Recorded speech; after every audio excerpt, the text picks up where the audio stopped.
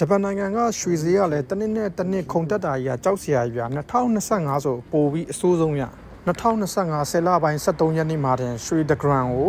21,900နဲ့မှ8ရန်အောင်ရှိရဗျအဲ့လောက်ကြီးအထိခုန်တက်သွားတဲ့ခါကျတော့ကျွန်တော်အမေးများတဲ့လူတွေရှိရဗျဒီချိန်မှာရွှေဝယ်တင်းရလားဆိုပြီးမှကျွန်တော်စိုးရိမ်စိတ်နဲ့လာမေးကြတဲ့လူတွေရှိတယ်ဒါကြောင့်မို့လွန်ခဲ့တဲ့9နှစ်ကဂျပန်ရွှေဈေးကဒီနေ့အချိန်ထိဘလို့အခြေအနေရှိတယ်ဆိုတော့ကျွန်တော်တို့အတူတစ်ချက်လောက်ကြည့်လိုက်ရအောင်2020တလပိုင်းမှာရွှေတဂရမ်ကိုဝယ်မယ်ဆိုရင်ရန်6,014ရန်ပဲပေးရတယ်အဲ့တော့50ဂရမ်ဝယ်မှာ1,030နီးပါးပဲရှိရဗျာ12လပိုင်းနဲ့ရောက်ရောရွှေတဂရမ်ကိုရန်6,940ရန်ဖြစ်သွားတော့50ဂရမ်ကင်ထားတဲ့လူကရန်46,350ရန်မြတ်သွားတယ်ဗျာ2021တလပိုင်းမှာကျတော့ရွှေတဂရမ်ကိုရန်9,124ရန်ဖြစ်ပြီးတော့12လပိုင်းအပိတ်မှာကျတော့ရန်9,363ရန်ဆိုတော့လောက်ထိတိတ်မတက်ဘူး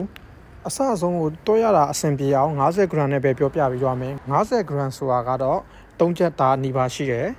2022တလပိုင်းမှာကျတော့တဂရမ်ကို9,492ရန်12လပိုင်းအပိတ်မှာ8,519ရန်ဆိုတော့တဂရမ်ကို1,000ကျော်နီးပါးတက်သွားတာဆိုတော့50ဂရမ်ကင်ထားတဲ့လူက9,000နီးပါးလောက်တော့မြတ်သွားတယ်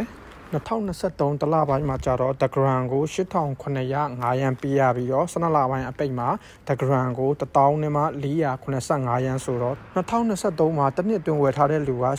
8,500ရန်မြတ်သွားတယ်2024တလပိုင်းမှာရွှေတဂရမ်ကို1,000နဲ့မှ909ရန်ပေးရပြီးတော့12လပိုင်းအပိတ်မှာတော့1,446ရန်ဆိုတော့တဂရမ်ကို4,239ရန်တက်သွားတဲ့ခါကျတော့50ဂရမ်ကင်ထားတဲ့လူက2,100နီးပါးမြတ်သွားတယ်ဗျာလောလောဆယ်9နှစ်အတွင်းမှာအကျန်းဆုံးနှစ်ကတော့2025ခုနှစ်ပဲ2025တလပိုင်းမှာရွှေတဂရမ်ကို1,400နဲ့မှ9ရန်ပေးရပြီးတော့အခု10လပိုင်းမှာတင်2,1,908ရန်ဆိုတော့တဂရမ်ကို9,600တရန်တက်သွားပြီးတော့2025မှာတစ်နှစ်တောင်မဟုတ်တော့10လပိုင်းအတွင်းမှာဝယ်ထားတဲ့သူတွေဆိုရင်တော့50ဂရမ်ကင်ထားတဲ့သူဆိုရင်38,000နီးပါးအထိတက်သွားတယ်ဗျာဒါကြောင့်မို့ဂျပန်ရွှေကိုလွန်ခဲ့တဲ့9နှစ်ကိုပြန်ကြည့်မယ်ဆိုရင်အကျမရှိဘူး2020တုန်းက50ဂရမ်ဝယ်မယ်ဆိုရင်1,030နီးပါးပဲပေးရတယ်အခု2025ဆယ်လပိုင်းမှာ50ဂရမ်ဝယ်မယ်ဆိုရင်1,100ကျော်နီးပါးအထိပေးပြီးဝယ်ရတယ်ဗျာ2020မှာဝယ်ထားတဲ့လူတွေဆိုရင်တော့အခုချိန်မှာဆိုရင်88,000နီးပါးမြတ်သွားပြီမြန်မာငွေနဲ့တက်မယ်ဆိုရင်300ကြီးများတောင်မှမြတ်သွားတာဆိုတော့ share ပေါ့ဗျာဒါကြောင့်မလို့ရွှေဝယ်မယ်ဆိုလဲရေတူမဟုတ်ဘဲနဲ့ရေရှည်စုထားမယ်ဆိုရင်တော့ပိုပြီးအဆင်ပြေတယ်လို့ရွှေဝယ်တင်မတင်ဆိုတော့မိမိကိုယ်တိုင်တေချာစဉ်းစားဆုံးဖြတ်ပြီးမှ